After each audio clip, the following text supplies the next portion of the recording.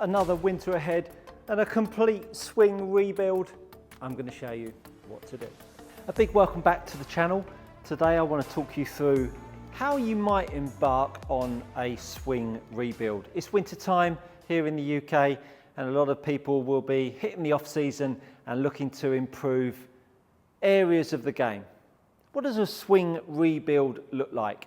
First of all, it's the various elements in the golf swing that you will endeavour to change within your game, and really the swing elements are multiple in layers, aren't they?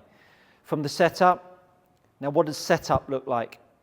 We've got a grip, we've got a ball position, we've got a stance, and we've got a posture. All of those ingredients will be intrinsic to your swing in itself. So when you're hitting shots and delivering data points very similar to these ones, 4.5 down, 3 from the inside, and a couple of degrees faced path closed, that would be your desired shape, hitting a draw, or maybe your desired shape is hitting a little bit of a fade down there, swinging across it, slightly open face, and hitting a little bit of a fade, a little bit too much there. But whatever your agenda is, if you are someone that battles with a hook, you're looking to effectively change the face to path value. If you're someone that battles a slice, you're looking to change fundamentally the face to path value.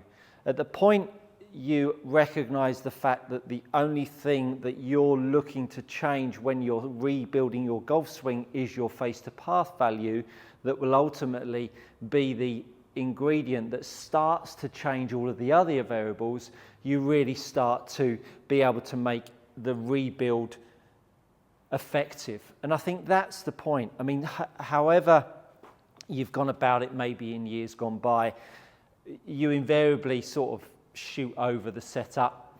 Oh yeah, the grip's okay. Oh yeah, your posture's okay. Well, I think whenever someone stands on my mat and I get them to make a few shots or hit a few shots, and I pull the video up in front of them and I say to them, what do you think of that setup?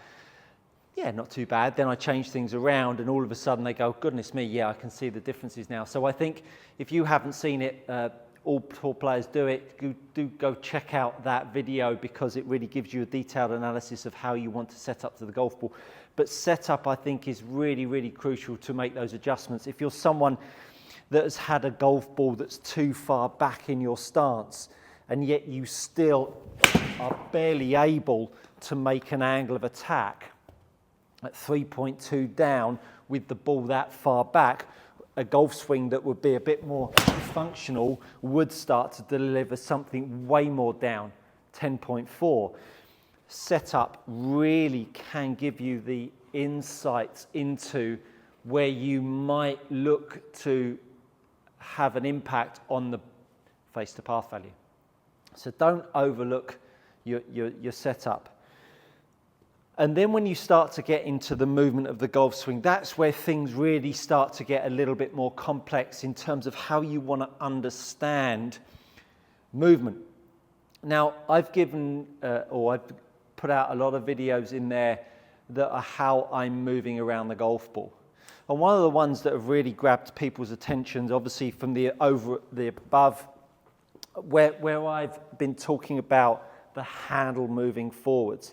The handle moving forwards to hit the golf shot. Now, I've had people say, look, handle further forwards and I've hit a straight path. I've had so many people say, don't see that in other golfers. Well, just because you don't see it doesn't mean they're not feeling it.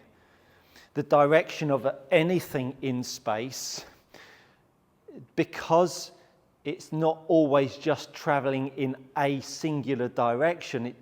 It's kind of offsetting another direction of pull. So the club will always move down. The fact that I'm feeling it forwards doesn't necessarily mean that you will see it go as dramatically forwards as I rehearse, but it's certainly an input in there. And so when you then start to think about the golf swing in two sectors. What goes on to the right of the ball and what goes on to the left of the ball are absolutely linked. So if you're someone that goes away, you go for your lesson and you're thinking about trying to change your takeaway. And so you see this quite a lot, takeaway. You see it with Justin Thomas, don't you? He starts doing all this nonsense and then hitting a shot. You will get to a point where if you move that takeaway for the better, it will have an impact at the top of the backswing, down through strike and exit.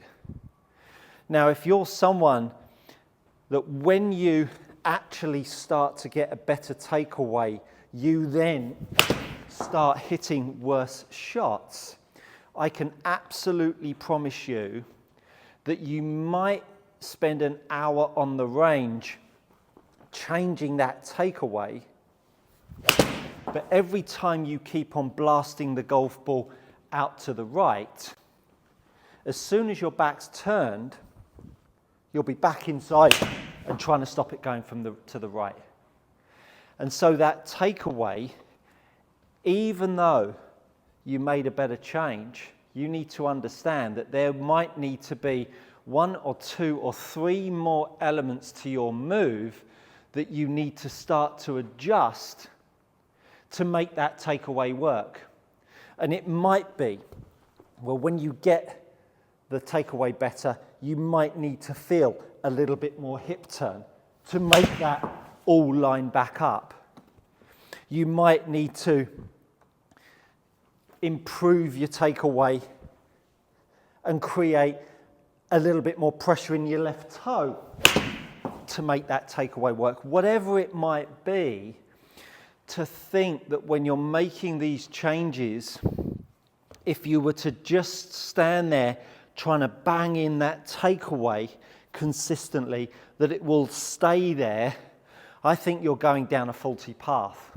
Because the way I like to think of making changes to people's golf swings, when someone stands on the mat, I see them make a swing, and I might think, I immediately think about what they're feeling as a golfer and where I'm going to try and take them as a golfer. Now, in the first few shots, I can see how they're moving. I have a good conversation with them. I hear how they think about the golf swing. And at that point, it gives me a real insight into their world to this point. And so I will need to probably bring 3 or 4 or 5 elements to the table over a couple of or 3 sessions. Now I've brought all 5 of these elements to the table and they're all mixed up.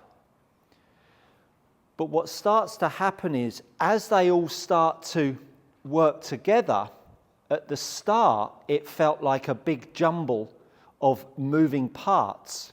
But slowly but surely, those 5 moving parts start to pull in line and they start to make the sum of the parts make up the whole one.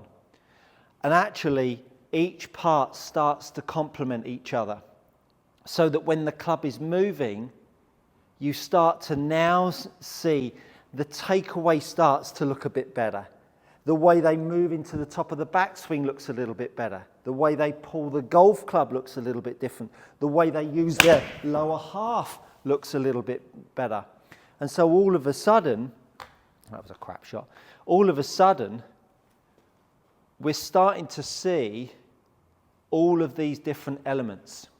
And the way I want to relate this to is a gym exercise. So I'm in the gym and I get shown how to do a clean and press. First of all is setup, making sure that I'm in the right posture. Then I need to learn how to pull it up my shins. So at this point, good posture, pull up my shin.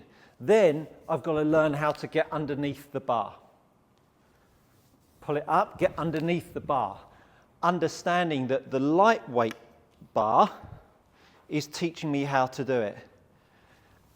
And then I'm underneath the bar, push up, through the legs and up above me, understanding how to keep my form and structure. That's a complex move. But I couldn't teach someone that motion just by coming in the gym each week and just working on this bit.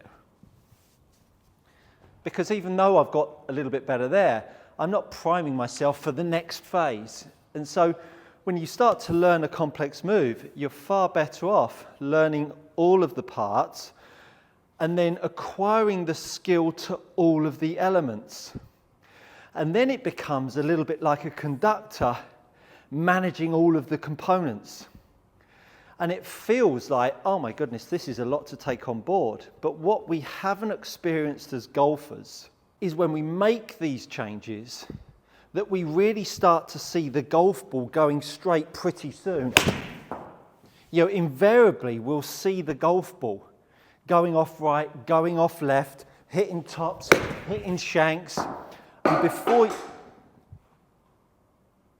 before you know it, you are in the land of nowhere. But let me tell you, if you didn't see that video that I worked with a chap, Sam, a little while back, I brought a lot to the table. Changed his setup, changed his hip turn, changed the way he pulled the club, changed the way pressure worked on the golf club. And he left a very different golfer to the one he turned up with. It just shows us how much information a golfer can take on board to make a change. If the changes really start to make an impact and start hitting the golf ball straight. And so it's really important that we really, I'm not editing that out, we really need to make sure that whenever you're making a change of a large proportion, you understand what the journey is going to look like. What are the ingredients that I need to change? How do I measure them? And how am I going to put them all together? And understand that you cannot simply stand there and work on a fixed point at the top, trying to get whatever you're trying to do at the top, whatever you're trying to do down through impact. You can't just stand there and keep hammering that nail in and hope to perfect that point just by keep hammering that nail in, because that nail is linked to all of the other components as well. So hopefully when you embark on a swing rebuild, you think about the entities that need to change. If it's singular, you're not going to make a change. It needs to be 1, 2, 3 entities that are going to start to work together after setup that will then start to create its own new organism, its own new world in your golf swing. And whilst it may seem like, oh, I've got 2 or 3 thoughts, it's like those 2 or 3 thoughts become like the beat of the drum, the tempo, the swing, the rhythm, that they all start to hum together. You know, pull, clean, jerk, you know, all of those moving components, moving parts that make up your feels, that when you stand on the tee, you think about the pressures through the grip, you think about the pressures through the feet, and then you think about the pull of the golf club. And maybe, just maybe, you might end up with golf shots just like that. I hope you've enjoyed. Do stay tuned for more, and I look forward to seeing you next time.